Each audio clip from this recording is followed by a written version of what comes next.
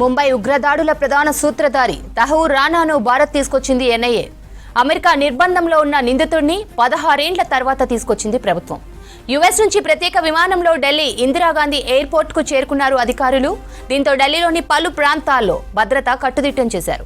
ఉగ్రవాది తహూర్ రానాను తరలించేందుకు bullet proof వాహనం, స్పెషల్ కమాండోలను ఏర్పాటు చేశారు అధికారులు. ఢిల్లీ ఎయిర్పోర్ట్ నుంచి రానాను నేరుగా ఎన్ఐఏ కేంద్ర కార్యాలయానికి తీసుకెళ్లనున్నారు అధికారులు. ఇప్పటికే ఢిల్లీకి చెందిన స్పెషల్ సెల్ ను అలర్ట్ చేశారు. SUWAT కమాండోలను ఎయిర్పోర్ట్ దగ్గర మోహరించారు. మరోవైపు రానాను వాదించేందుకు special public prosecutor Narender Mann ను నియమించింది. 3 ఏళ్లు లేదా ట్రయల్ పూర్తయ్యే వరకు ఢిల్లీలోని ఎన్ఐఏ అపిలేట్ కోర్టుల్లో ఎన్ఐఏ తరపు వాదనలు వినిపించనున్నారు. ఏది ముందుగా పూర్తయితే దాన్ని పరిగణలోకి తీసుకుంటారు. 2008లో నవంబర్ 26న ముంబైలో 10 మంది ఉగ్రవాదులు పలు ప్రాంతాల్లో కాల్పులు జరిపారు. ఈ కాల్పుల్లో 166 మంది ప్రాణాలు కోల్పోయారు. అప్పటి నుంచి అమెరికాలో ఉన్నారు రానా. ఉగ్రవాది తహూర్ రానా భారత్ రాకతో మరో కీలక సూత్రధారి డేవిడ్ హెడ్లీ అప్పగింతపై క్లారిటీ ఇవ్వడం లేదు నిఘా సంస్థలు. ముంబై దాడులకు మాస్టర్ మైండ్ గా వ్యవహరించాడు డేవిడ్ హెడ్లీ. దాడులకు ముందు ముంబైలో రెక్కీ నిర్వహించి రానాకు పూర్తి వివరాలు అందించినట్లు తెలిపారు అధికారులు. తాజాగా రానా భారత్కు అమెరికా అప్పగించడంతో హెడ్లీని అప్పగించేందుకు మాత్రం సిద్ధంగా లేదని తెలుస్తోంది. దీనికి చట్ట, దౌత్య, వ్యూహాత్మక కారణాలు ఉన్నాయని చెప్తున్నాయి నిఘా వర్గాలు. గతంలో యుఎస్ అధికారులతో భారత్, పాక్, డెన్మార్క్ అప్పగించొద్దని హెడ్లీ ఒప్పందం చేసుకున్నట్లు తెలిపాయి నిఘా వర్గాలు. రానా లాంటి కుట్రదారులకు వ్యతిరేకంగా సాక్ష్యం చెప్పడంతోనే యుఎస్ లో హెడ్లీకి మరణశిక్ష తప్పినట్లు తెలుస్తోంది. మరోవైపు ముంబై దాడుల్లో ప్రమేయం, లష్కరే-తోయిబా, ఐఎస్ఐతో సంబంధాలను అంగీకరించాడు హెడ్లీ. దీంతో హెడ్లీని అప్పగించేందుకు అమెరికా విముఖంగా ఉన్నట్లు సమాచారం. అమెరికాలో తహూర్ రానా ట్రావెల్ ఏజెన్సీ నిర్వహిస్తున్న టైంలో హెడ్లీ పరిచయమయ్యాడు. ముంబై ఉగ్రదాడికి ముందు రానాతో పాకిస్తాన్, అమెరికన్ ఉగ్రవాది డేవిడ్ హెడ్లీ టచ్ లో ఉండేవాడని తెలిపింది ఎన్ఐఏ.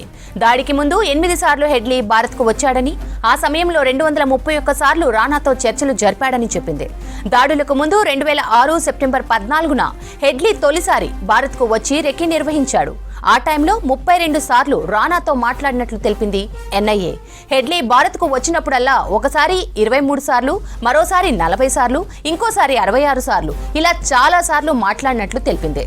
దాడులకు సంబంధించిన ప్రాంతాల ఎంపికలో హెడ్లీకి రానా సహకరించాడని చెప్పింది ఎన్ఐఏ. డేవిడ్ హెడ్లీని భారత్ కు అప్పగించడంతో విచారణలకు ఆటంకం ఏర్పడుతుందని అమెరికా భావిస్తున్నట్లు తెలుస్తోంది. యుఎస్ ఏజెన్సీలైన FBI సహా పలు సంస్థలతో హెడ్లీకి సంబంధాలు ఉన్నాయి. గతంలో వాటికి ఇన్ఫార్మర్ గా హెడ్లీ పనిచేశాడని చెప్తున్నాయి నిఘా సంస్థలు.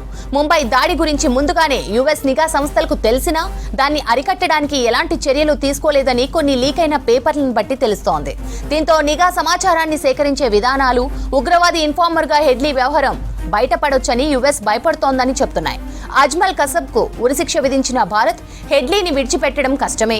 దీంతో హెడ్లీ అప్పగింత సాధ్యం కాకపోవచ్చని చెప్తున్నాయి నిఘా సంస్థలు.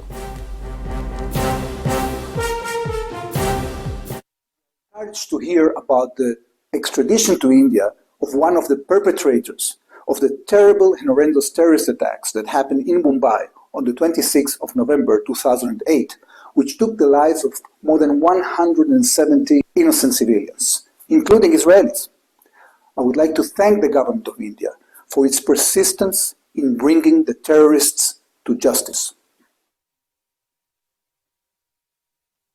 मैं समझता हूँ तहूर राना का भारत में लाना एक बहुत बड़ी उपलब्धि है भारत की एजेंसियों की।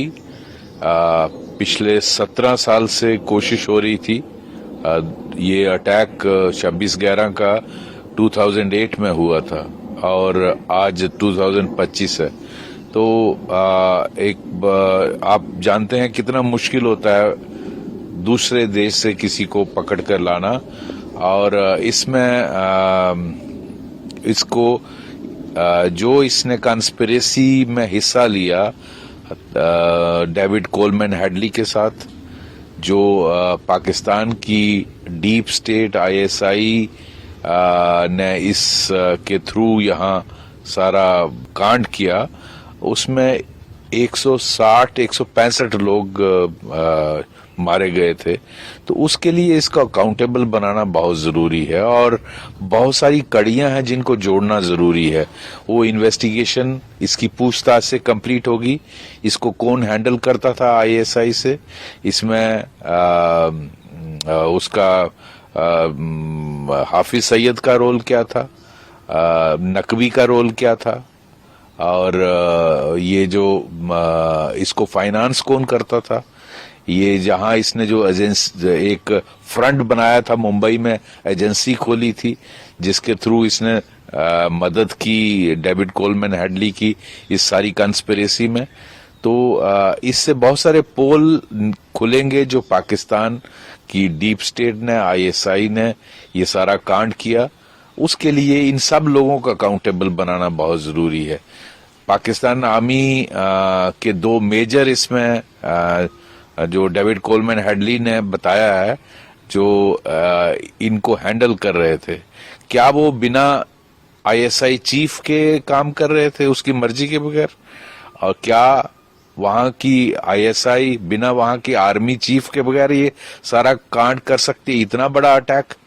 तो मैं समझता हूं वक्त आ गया है, इनको भारत ने एक क्लियर मैसेज दिया है, आप दुनिया के किसी कोने में भी छुप के रहिए, भारत आपको गले से पकड़ के लाएगा और आपको आपके जुर्मों के लिए अकाउंटेबल बनाएगा। तो ये बहुत बड़ी उपलब्धि है, एक लैंडमार्क अचीवमेंट है गवर्नमेंट की, और उन लोगों के परिवारों को इंसाफ मिलना बहुत जरूरी है। इसलिए ये मैं समझता हूं एक बहुत बड़ी डेवलपमेंट है।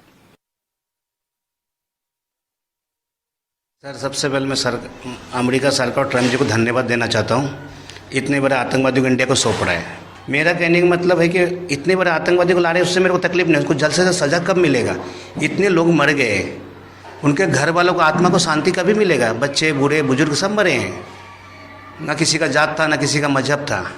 आज के दिन मैं देख रहा हूँ टीवी में हाईलाइट सिक्योरिटी, उनके लिए सुविधा क्यों? लेकिन भाई वो वीआईपी है, कोई देश का भला किया है या जंग लड़के आया हो, लाए हो, आम कैदी की तरह रखो, उसको ट्रीटमेंट दो ना।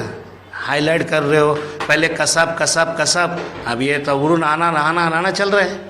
गलत है ना सर? आज देश के विकास, देश का पैसा देश में खर्चा करो ना, आतंकवादी के पीछे खर्चा करने की क्या ज़रूरत है? आज यही हमला अमेरिका में हुआ होता तो अमेरिका पाकिस्तान में जाके घुस के मारा होता, पूरा पाकिस्तान भी साफ कर दिया होता। लेकिन हिंदुस्तान की गवर्नमेंट क्या बोलती है, हम प्रूफ देंगे, फिर लेके आएंगे। कसाब का प्रूफ दिया तो कुछ नहीं हुआ, मेरा बंदा नहीं है, बॉडी लेने को तैयार नहीं है। कानून का राज होता है, मान्य करता हूँ, उच्च न्यायालय का मैं सम्मान करता हूँ, सब कुछ करता हूँ, मैं मान्य करता हूँ। लेकिन आतंकवादी के लिए जैसे संविधान में थोड़ा सा बदलाव होना चाहिए, नियम कानून में बदलाव होना चाहिए कि भाई इसका सज़ा जैसे फिर मालूम पड़ेगा कन्फर्म यह हमला किया है तो 2 से 3 महीने के अंदर में ख़त्म करो, झमेला ख़त्म करो। अभी 3 साल 4 साल रखेंगे, बिरयानी खिलाएंगे, फिर हाई कोर्ट जाएंगे, सुप्रीम कोर्ट जाएंगे, उसके ऊपर जाएंगे और 5 साल जाएगा। खर्चा कितना होता है?